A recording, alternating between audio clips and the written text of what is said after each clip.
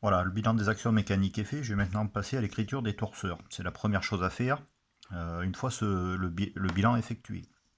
Donc vous voyez ici que j'ai écrit le premier torseur qui est très simple puisque les actions mécaniques au point M seront nulles puisque on ne veut pas d'effort, puisqu'on en sera à la limite de faire basculer le chariot. Donc je vous rappelle que sur le torseur, il y a une colonne à gauche qui correspond à toutes les forces qui s'exercent au point M, et une colonne à droite qui correspond au moment qui s'exerce au point M également. La première valeur en haut à gauche correspond aux forces suivant X, la deuxième à gauche les forces suivant Y, et la troisième les forces suivant Z. Pour les moments, c'est la même chose. La première valeur correspond au moment en X, la deuxième au moment en Y, et la troisième au moment sur Z. Ici, toutes les valeurs sont nulles puisqu'il n'y a pas d'action mécanique, elle est égale à 0. Maintenant pour la deuxième, pour G1, donc je vais écrire taux G1 avec mes deux accolades.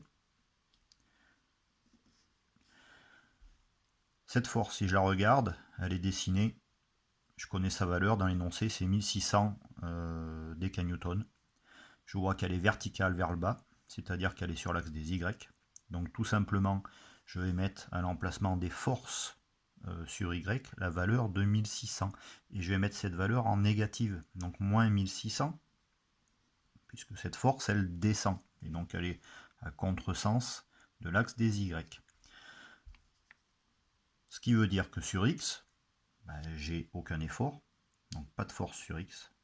J'ai pas de force sur Z non plus, puisque de toute façon je suis dans un plan de symétrie XY dans ce cas-là. Et je n'ai pas de moment non plus. Donc toute la colonne des moments est à 0. On va regarder maintenant pour le torseur N.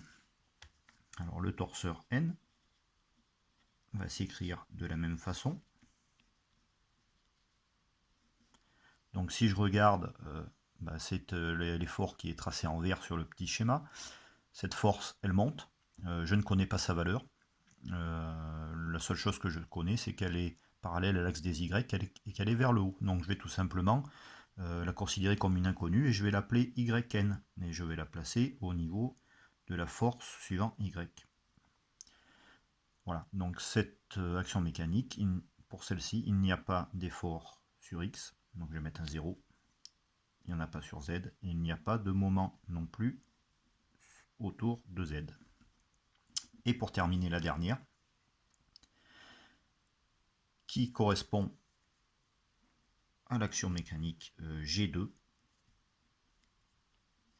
Donc on va procéder de la même façon.